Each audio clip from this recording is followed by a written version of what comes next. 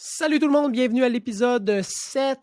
Bienvenue dans la famille, le podcast immobilier. Aujourd'hui, on parle des 13 grandes étapes de vente. Fait que si jamais tu te lances dans un projet de vente, écoute cette capsule-là, écoute ce podcast-là, va me regarder sur vidéo sur YouTube parce que je vais te donner tout ce que tu as besoin de savoir, tout ce qui s'en vient dans ton projet de vente et à quoi t'attendre. Parce que dans un projet comme ça, là, ou bien tu réussis à te préparer ou tu prépares ton échec.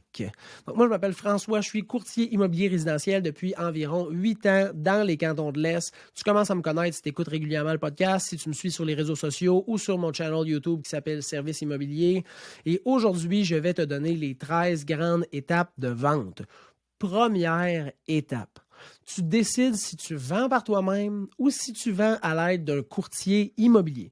Et là, je ne commencerai pas à débattre de si c'est mieux prendre un courtier ou si c'est mieux vendre tout seul, combien tu économises, combien tu charges, combien tu as plus de visibilité. Je vais juste te dire qu'il va falloir que tu choisisses si tu vends sur l'EPAC, sur Kijiji, sur Marketplace, si tu vends sur du proprio ou si tu prends un courtier immobilier. Dans tous les cas, là, fais la décision avec laquelle tu vas être confortable, que tu vas te sentir en sécurité, puis que tu vas te dire que tu mets le plus de chances de ton bord de bien réussir ton projet. Si tu fais ça, tu risques de ne pas regretter ta décision. La deuxième étape, c'est de t'informer de tes potentielles pénalités hypothécaires. Parce que si tu as pris un taux, un terme, exemple de 5 ans fixe, puis qu'il te reste 3 ans à ton terme, puis que tu as 400 000 d'hypothèque, tes pénalités hypothécaires risquent d'être élevées. Si tu avais un taux variable, de mémoire, c'est 3 mois d'intérêt qui vont te charger. Mais dans tous les cas, je ne suis pas spécialiste hypothécaire, mais je te conseille de vérifier c'est quoi les pénalités qui sont associées à ton dossier.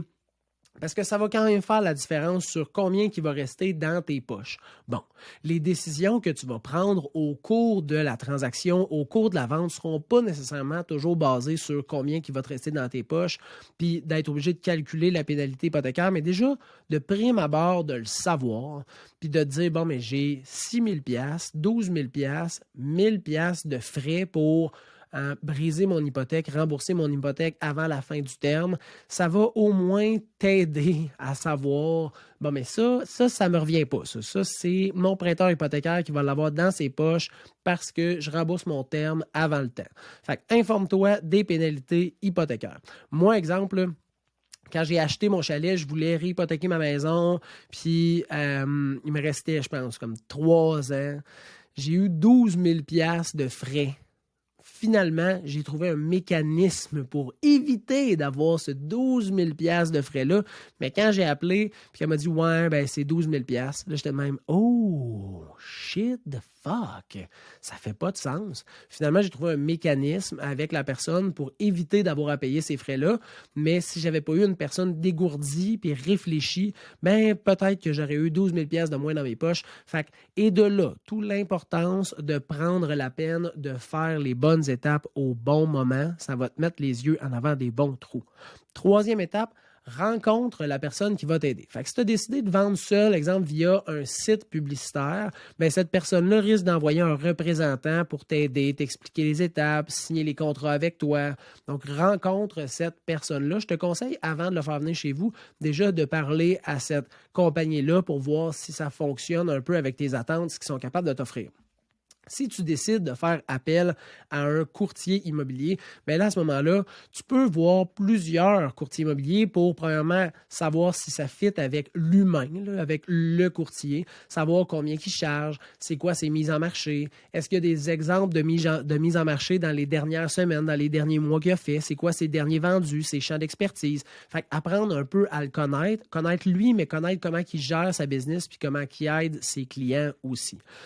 Le courtier qui va venir va assurément te donner des conseils, des petits conseils de mise en marché, puis arriver probablement avec une analyse comparative de marché. Donc, il va probablement préalablement t'avoir posé des questions. Tu sais, combien de chambres? C'est quoi le pied carré de ta maison? T'es situé où? C'est quoi l'adresse? Essayer d'avoir le plus d'informations possible pour arriver puis te dire, tu sais, ta maison présentement, avec ce que j'avais comme information, elle vaut tant. Normalement, on arrive avec une braquette là, entre temps et temps, tout dépendant quel genre de transaction tu veux faire, quel genre de mise en marché tu veux faire, mais il risque d'arriver déjà avec le juste prix de la valeur marchande de ta propriété actuellement. Et ça, j'ai déjà fait un podcast et plusieurs capsules sur YouTube qui expliquent comment arriver à la juste valeur marchande, mais le courtier risque d'arriver avec ces informations-là. La quatrième étape, mais ça va être le home staging. Préparer ta maison pour qu'elle soit une maison modèle quand les acheteurs vont arriver, puis quand le photographe va arriver pour prendre les photos. Dans du home staging, normalement, là, tu ne dépasses pas en dépenses, en frais reliés au home staging à 1% de la valeur de ta propriété. Là, tu fais comme, OK, ma maison elle vaut 400 000, ça veut dire 4 000 $ d'home staging. Tu n'es pas obligé d'aller jusque-là. Ultimement, tu veux rendre ta maison vraiment intéressante puis belle à l'œil pour que les acheteurs, quand ils sont sur Centris, sur leur téléphone cellulaire, ils swingent la photo, une photo, deux photos, trois photos, puis qu'il y ait de l'intérêt. Puis tu veux que quand ils rentrent dans ta propriété puis qu'ils viennent faire la visite, ils aiment ce qu'ils voient. Fait que des fois, c'est des petites plantes, des fois, c'est un nouveau couvre-matelas, des nouvelles têtes d'oreiller, des petits bibelots qui vont donner des punchs de couleurs. Donc, c'est pas grand-chose, mais ça vaut vraiment la peine que ça soit fait. Dans le home staging, il y a aussi deux autres points qui sont super importants. Le premier, de décharger ta maison. Donc, tu veux enlever le plus de petits électroménagers dans la cuisine. Tu veux aucun produit dans ta douche, dans ton bain. Tu veux le moins de produits possible, puis de petits articles sur ton comptoir de salle de bain. Tu veux le moins de trucs possibles sur les bureaux de travail, sur les commodes, sur les tables de chevet. Donc, tu veux essayer de décharger le plus possible ta maison, de garder quelques petits bibelots, des plantes, puis des électroménagers qui donnent du punch, exemple, à ta cuisine ou à une pièce en particulier. Donc, le but, là, c'est de recréer une maison modèle puis des photos de magazines. C'est ça, l'objectif. Puis là, des fois, les gens disent « Ouais, faut-tu que je dépersonnalise? Est-ce que j'enlève les cadres de famille? » Pour moi, les cadres de famille, c'est vraiment pas quelque chose de problématique. On va dire, c'est quelque chose que je conseille de garder. Surtout si c'est une maison familiale que tu vends, ça va être une famille qui va l'acheter. Fait que, tu sais, ils savent qui habite là, puis eux autres, ils vont apporter le même genre de personnes à l'intérieur de cette maison-là. Donc, il n'y a rien de négatif. Par contre, tu veux décharger la propriété pour qu'elle ait un look de maison modèle. Tu veux aussi, deuxième chose vraiment importante, que chaque pièce ait leur propre vocation. Le salon pour regarder la télé, la salle à manger pour manger en famille, la cuisine pour faire à manger, les chambres pour dormir, une salle de musculation pour s'entraîner. Fait que tu veux que chaque pièce ait leur propre vocation. Puis là, je sais, vous dites comme ça, je comprends, François, là, ça fait tout son sens. Oui, mais des fois, tu as des grandes pièces où il y a le salon avec un bureau de travail, avec des petits matelas pour faire du yoga, puis un petit coin pour les jeux pour les enfants. Bien, ça, à l'œil, pour les photos, les vidéos, puis pour les visites, c'est dérangeant. Fait que ça se peut que dans ton salon où il y a ton bureau de travail, ton spot pour t'entraîner, les petits jeux pour enfants, il n'y ait plus de jeux pour enfants, plus de trucs pour s'entraîner, puis ça devienne un salon avec un espace de travail. Deux espaces distincts, deux vocations distinctes dans une grande pièce. Là, le cerveau, là, c'est facile à faire sa job. Les yeux parlent au cerveau, puis le cerveau ne fait pas « fuck, c'est bizarre ici ». Ils font comme c'est un bureau de travail et c'est un espace pour regarder la télé. Donc, essayez que les pièces aient leur propre vocation, leur vocation unique. La cinquième étape, mais là, ça va être la rédaction des contrats. Donc, rédaction du contrat de vente, rédaction de la déclaration du vendeur. S'il y a des annexes particulières à mettre à l'intérieur des contrats, ça va être fait. Le courtier revient chez vous. Là. Vous rédigez tout ça. Si si le certificat de localisation a besoin d'être recommandé, le courtier va vous le conseiller. Il va vous demander aussi de préparer des documents comme, exemple, taxe municipale, taxe scolaire, facture d'énergie, facture de réparation, l'acte de vente de quand tu as acheté. C'est des documents qui peuvent se trouver en ligne, mais la majorité du temps, si tu peux déjà l'avoir préalablement au rendez-vous de rédaction d'offre d'achat, rédaction de contrat de vente, c'est beaucoup plus facile. Le courtier va sûrement le scanner PDF avec son téléphone, puis il va avoir tout en main pour préparer la mise en marché. Par la suite, sixième étape, c'est le visuel de ta maison qui va se faire. Donc, photos, vidéos, prise de mesure, pose de pancarte, pose de boîte à clés. Et là, je dis photos. Bon, premièrement, photo de drone, photo au sol, photo extérieure, photo intérieure. Souvent, là, quand moi je prends les photos, les gens sont comme Hey, tu prends beaucoup de photos? Oui, parce que la majorité des photographes vont prendre des photos HDR, donc à exposition différente. Par exemple, on va dire 9 photos de plus sombre à plus clair pour que tu puisses bien calibrer visuellement là, l'image que tu vas prendre pour que les zones sombres soient plus lumineuses, puis les zones lumineuse soit un petit peu plus sombre. Fait que dans le fond, tu veux que ta photo elle ait de l'air belle puis qu'elle ait une belle luminosité. Alors ça, j'ai dit vidéo parce que là, on est en 2022 pendant que je fais le podcast aujourd'hui. Là. En 2022, là, les gens, ils consomment de la vidéo. Hein. TikTok, c'est de la vidéo. Instagram, c'est de la vidéo. Sur Facebook, maintenant, c'est de la vidéo. Sur YouTube, c'est de la vidéo. Les gens, ils veulent consommer de la vidéo. Fait que si tu vends ta maison, qui est une vente assez importante, tu veux mettre une vidéo de visite virtuelle ou une vidéo promotionnelle de ta maison. C'est super important. Par la suite, la prise de mesure pour que sur Centris, chaque pièce soit de la bonne taille, soit indiqué c'est quoi les tailles des pièces, puis c'est quoi le revêtement de sol, le revêtement extérieur, c'est du bardeau, c'est de l'asphalte. Donc, le plus d'informations possible là, sur les caractéristiques et sur les dimensions. Par la suite, la pancarte va être mise et il va y avoir une boîte à clés où tu vas donner un double de clés. Comme ça, le courtier, quand il vient visiter, ou les courtiers collaborateurs, quand ils viennent visiter, prennent la clé, débarrent, font leur visite. Par la suite, ils rebarrent, remettent la clé là-dedans et c'est super simple. La 7e étape, c'est la mise en marché. Fait que le courtier va faire toute la job pour que la propriété soit mise sur le plus de sites web possible et soit mise sur Centris, là où tous les acheteurs vont chercher. Ta maison va rester en nouveauté pendant 5 jours. Fait que là, je te le dis, là, prépare-toi, hein? Prépare-toi, tu vas avoir des demandes de visite. Puis là, ça, je trouve ça tout le temps un peu drôle. Des fois, je vois des nouveautés. Fait que moi, j'ai un système automatisé où toutes les alertes s'envoient directement à mes clients acheteurs. Là, je reçois un courriel. Hey François, cette maison-là vient juste de sortir sur le marché. Je veux absolument aller la visiter. Peux-tu regarder, voir s'il y a de la disponibilité aujourd'hui ou demain? Je fais la demande de visite, puis là, je reçois comme réponse Oh, les vendeurs sont pas prêts pour les visites, là, ça peut-tu aller dans 2 jours? Man, tu viens de mettre ta maison en vente. Tu vas avoir 5 jours où ta maison va être marquée nouveauté. Tu sais que le momentum est là. Laisse les visites aller, puis prépare-toi. Fait que quand la personne vient prendre les photos, les vidéos, là, ta maison est tip-top, il faut que tu la gardes comme ça tout le long de la vente. Puis là, espérons que la vente ne prenne pas 3, 4, 5 mois. Mais si elle prend 1 semaine, 2 semaines, 3 semaines, travaille fort, fort, fort, fort, fort pour garder ta maison tout le temps bien propre, la vaisselle faite, le ménage fait, hein, que ça soit tip-top. C'est super important. Par la suite, il va y avoir justement des demandes de visite. Hein? Les demandes de visite sont souvent faites à l'avance, puis ce qui est important, comme je te dis, c'est de garder ta propriété à 90% identique aux photos et à la vidéo. Pourquoi ça?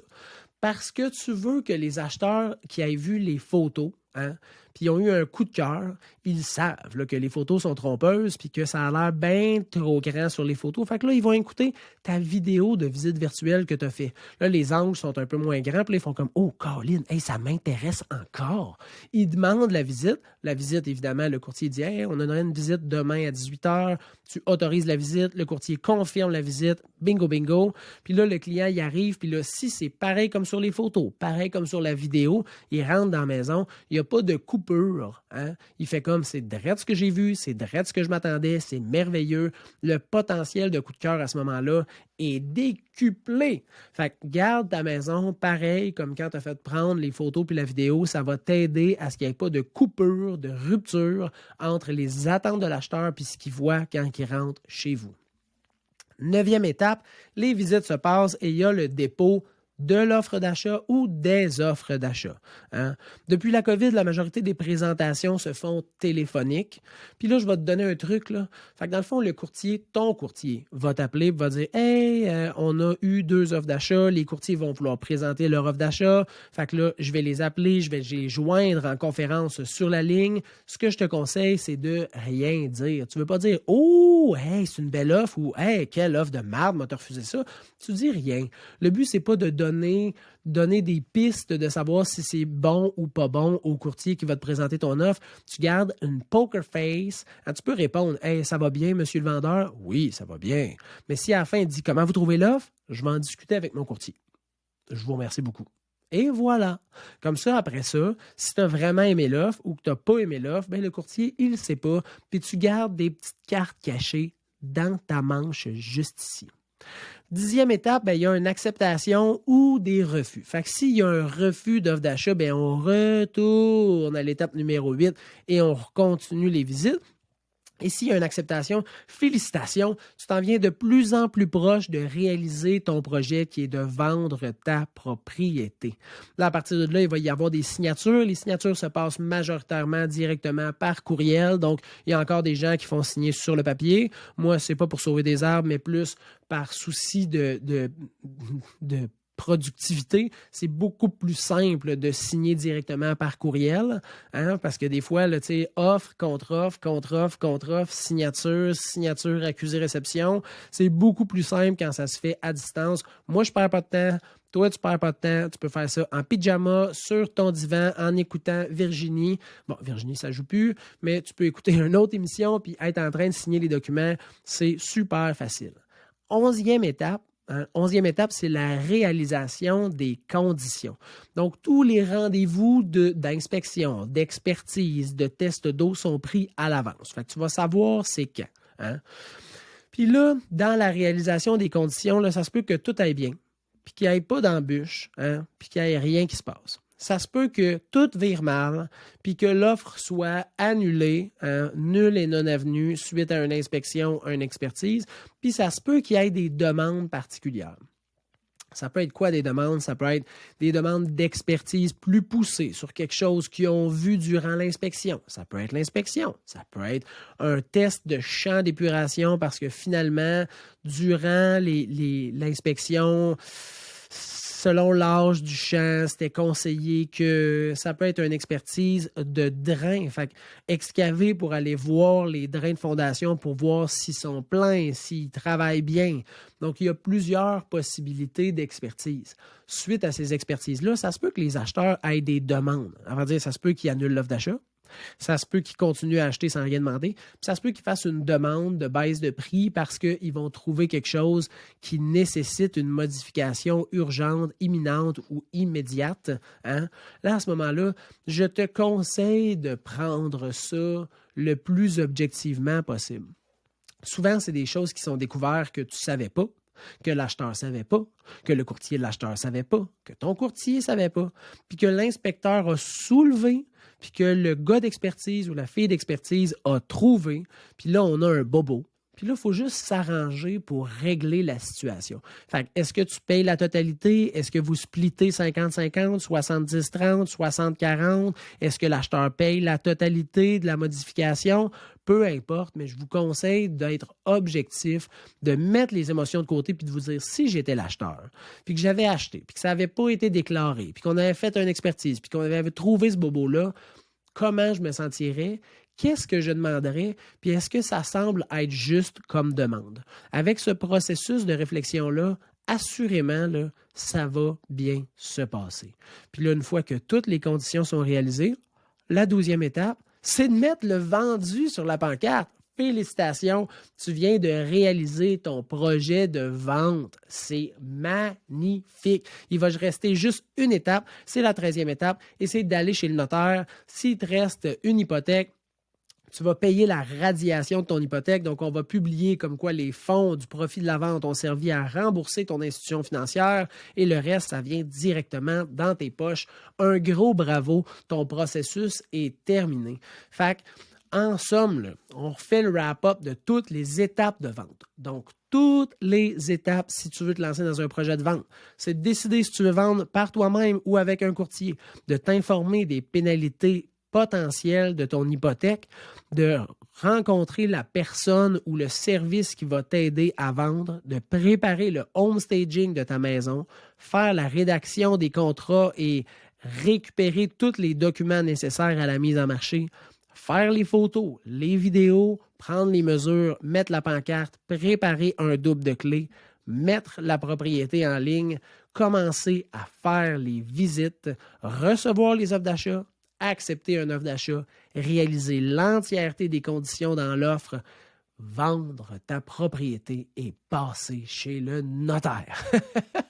J'espère que cet épisode 7 t'a donné tous les outils nécessaires pour comprendre rapidement c'est quoi le processus de vente d'une propriété, puis que ça soit une maison, un condo, un terrain, un immeuble à revenus, ça ressemble grossièrement pas mal toujours à ça. Si tu as des questions par contre, tu peux toujours m'écrire sur tous les réseaux sociaux ou au info@serviceimmobilier.ca, le info@serviceimmobilier.ca au singulier, et ça va me faire plaisir de t'aider et de répondre aux interrogations qui restent. Je te souhaite une très bonne journée et je te remercie énormément d'avoir été présent avec moi dans ces 20 dernières minutes où je t'expliquais les 13 étapes de vente.